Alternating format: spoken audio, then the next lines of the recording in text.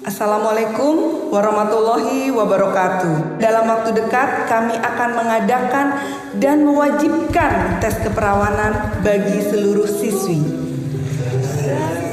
Hai, apa kabar? Pernah nggak kalian mendengar mitos bahwa seorang perempuan yang menolak lamaran 3 kali, maka tidak akan pernah menikah? Hal itulah yang dialami Yuni dalam film kali ini yang akan kita bahas. Berjudul Yuni, film ini menceritakan gadis remaja yang memiliki impian besar untuk dapat melanjutkan pendidikannya hingga ke jenjang perkuliahan. Namun sebagai gadis yang tinggal di lingkungan yang masih memegang adat ketimuran, ia diminta untuk segera menikah setelah lulus sekolah. Film ini dibintangi oleh Arawinda Kirana, Kevin Ardilova, Dimas Aditya, dan sederet bintang kenamaan lainnya. Oke, tak usah berlama-lama lagi, langsung saja kita masuk ke alur filmnya. Tapi sebelum itu, intro dulu.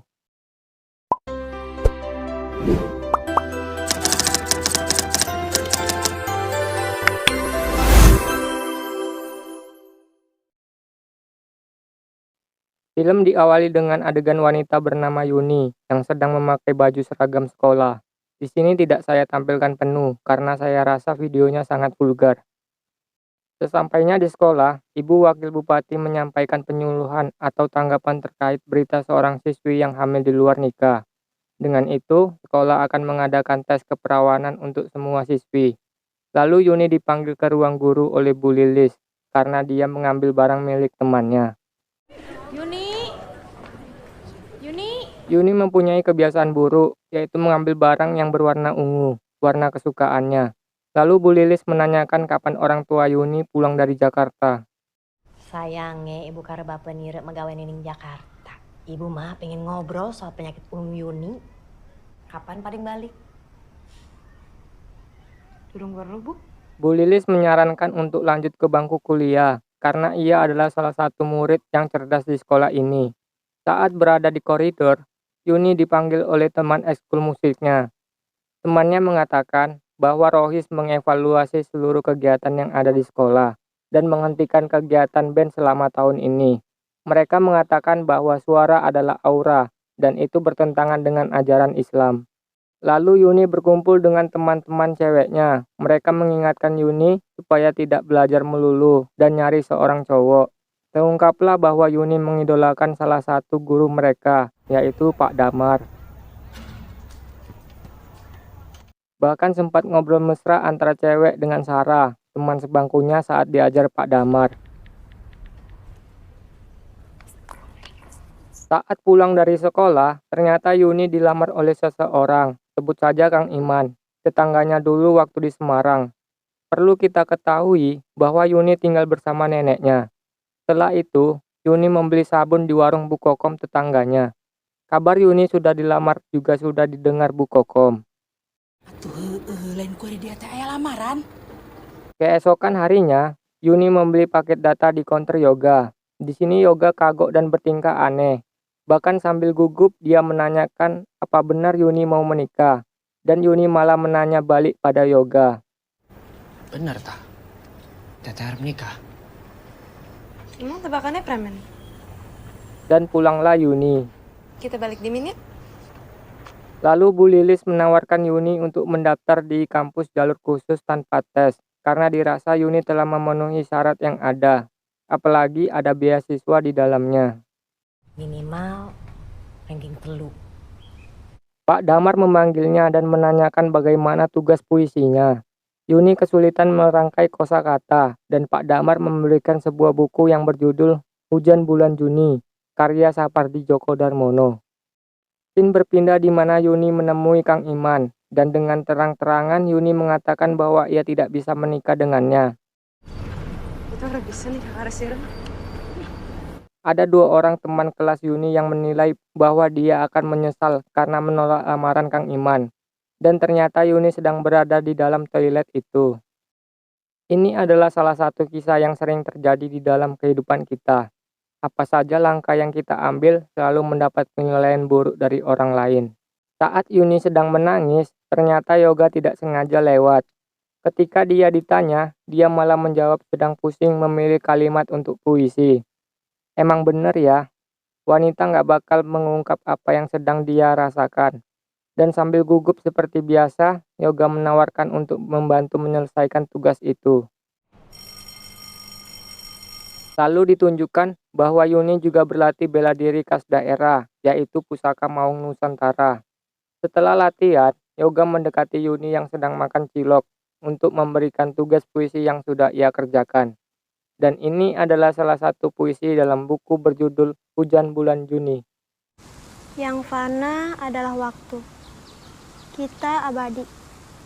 Yuni mengunjungi salon teh suci di sebuah pasar, dan lagi-lagi dia mengambil barang yang warnanya ungu. Teh suci ternyata dulunya pernah menikah ketika SMP, dan beberapa kali keguguran. Dokter menjelaskan bahwa pada saat itu, Jarah dokter sih. Gegara rahim kitane masih no. Teh suci menjelaskan banyak yang nilai bahwa seharusnya dia mempertahankan pernikahannya. Sangat sulit berada pada posisinya, dan bersyukur keluarganya masih mau menerimanya.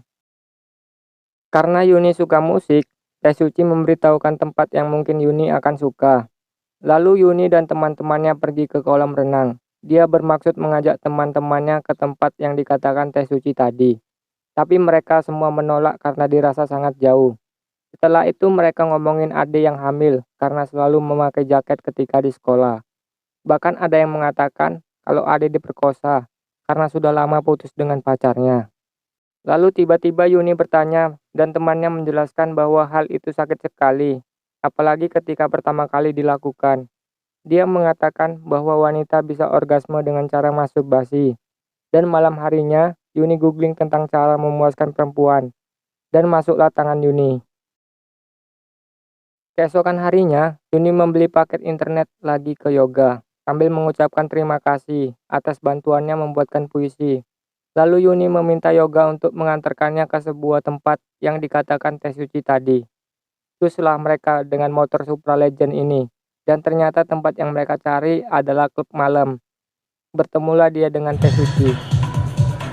Teh Suci mengajaknya untuk minum-minum, dan Yuni pun mencobanya. Yoga yang masih diam aja seperti kucing perumahan melihat Yuni dan Teh Suci yang sedang joget di panggung. Setelah itu mereka pulang dan Yuni dalam keadaan teler. Karena kita tahu Yoga adalah cowok baik-baik, gak mungkin dia belokin ke Oyo. Lalu saat Yuni sehabis menjemur pakaian, dia membuka sobekan kertas yang diberikan oleh Yoga.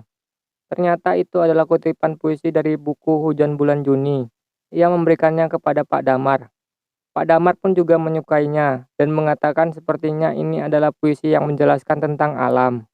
Sepulang dari sekolah, dia ngobrol dengan temannya, kita sebut aja Yuli. Yuli mengeluhkan bahwa suaminya tidak betah tinggal bersama orang tuanya. Dan ketika Yuli berada di rumah mertuanya, anaknya akan jadi nggak terurus. Dan Yuli berkata, Pegatan kayaknya mah. lalu ibu Yuli datang dan berkata bahwa pamali ketika ada anak gadis ngobrol di depan pintu, bakalan susah dapet jodoh. Tiba-tiba ada orang yang datang mencari Yuni. Saat Yuni sedang nguping pembicaraan mereka, ternyata laki-laki setengah tua ini adalah juragan kolam renang. Dan dia berniat menjadikan Yuni sebagai istri kedua. Bahkan memberikan mahar sebesar 25 juta rupiah. Dia juga menjanjikan akan menambahnya ketika sudah menikah.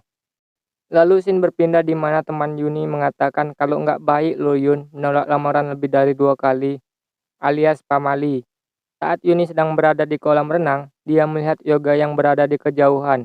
Yuni menggiring Yoga ke gedung kosong, dan terjadilah adegan indahoy antara Yuni dan Yoga. Tapi karena Yoga yang hampir keluar, dia tiba-tiba mendorong Yuni, dan indahoy pun berakhir. Lalu Yoga menanya Yuni bagaimana tentang lamarannya. Ternyata Yuni sedang depresi, sehingga dia tega menodai Yoga. Yuni ingin menolak lamaran dari juragan yang sudah tua, apalagi dia juga nggak mau jadi istri kedua. Tapi pamali jika menolak lamaran lebih dari 2 kali.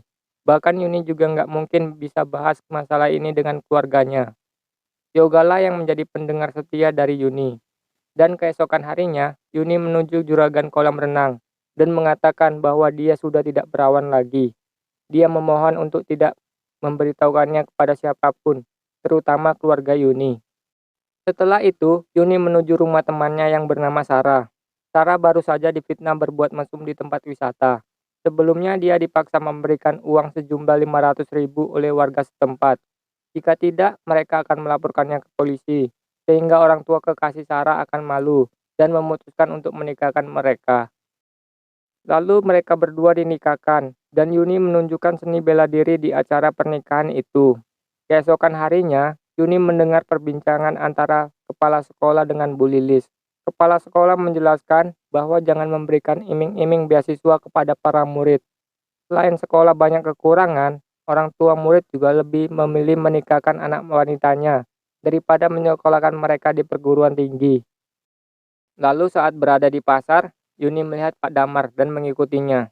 Dia kaget saat melihat Pak Damar menggunakan jilbab, dan itu semua membuat Yuni patah hati. Keesokan harinya, Pak Damar ke rumah Yuni. Yuni meminta maaf soal kejadian kemarin, dan Pak Damar mengatakan seolah tidak terjadi apa-apa. Niat kedatangan Pak Damar ke rumahnya adalah untuk melamar Yuni.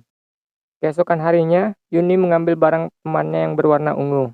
Ditambah temannya mengatakan bahwa warna ungu adalah warna janda, membuat emosi Yuni meluap dan langsung menarik jilbab temannya. Dan di tengah kegaduhan itu, si Asep malah merekam kejadian ini. Yuni dipanggil Bu Lilis karena kejadian ini. Dia sempat frustasi karena hanya nilai bahasa Indonesianya yang kurang untuk mendapatkan beasiswa. Sesampainya di rumah, Yuni yang emosi langsung memberantakan kamarnya. Sepertinya Yuni memang sedang frustasi dengan keadaannya saat ini. Dan saat Yuni sedang berbaring di lantai, ayah dan ibunya datang dari Jakarta. Langsunglah mereka berpelukan. Saat mereka membicarakan lamaran Pak Damar, listrik tiba-tiba padam. Ibu Yuni mendukung lamaran ini karena Pak Damar adalah orang yang terpandang di desanya, sedangkan Ibu Yuni hanyalah lulusan SD. Keesokan harinya diadakan apel pagi dan pengumuman siswa-siswi berprestasi. Namun sayangnya Yuni tidak dipanggil oleh pembina upacara. Selain itu Bu Lilis berpamitan, karena hari ini dia terakhir mengajar dan ingin melanjutkan pendidikannya. Saat Yuni membeli paket data, keduanya tampak canggung, dan Yoga mengeluarkan Vespa Matic romantisnya, mengajak Yuni ke sebuah pantai. Yoga menanyakan apakah ia akan menerima lamaran Pak Damar. Dengan bahasa-bahasa puitisnya, dia memberikan saran kepada Yuni tentang langkah apa saja yang harus diambil. Sampai pada akhirnya, Yuni meminta maaf kepada Yoga, karena kejadian ini terlalu kejam. Dengan senyum kecewanya, Yoga memberikan secari kertas berisi puisi terakhir untuk Yuni. Keesokan harinya, saat pulang sekolah, Yuni dihadang oleh Pak Damar, dan Pak Damar memohon Yuni untuk menerima lamarannya. Malam harinya, Yuni mengatakan pada ibunya bahwa ia bersedia menikah dengan Pak Damar. Pernikahan antara Pak Damar dan Yuni pun digelar di tengah hujan deras. Tapi nyatanya yang tertinggal untuk Pak Damar dan Yoga hanyalah puisi Hujan Bulan Juni dari Yuni. Dan film diakhiri dengan Yuni yang hanyut di sungai. Begitulah alur cerita Yuni. Terima kasih sudah menonton hingga akhir. Beri kami masukan terkait konten ini. Dan semoga hari Anda menyenangkan.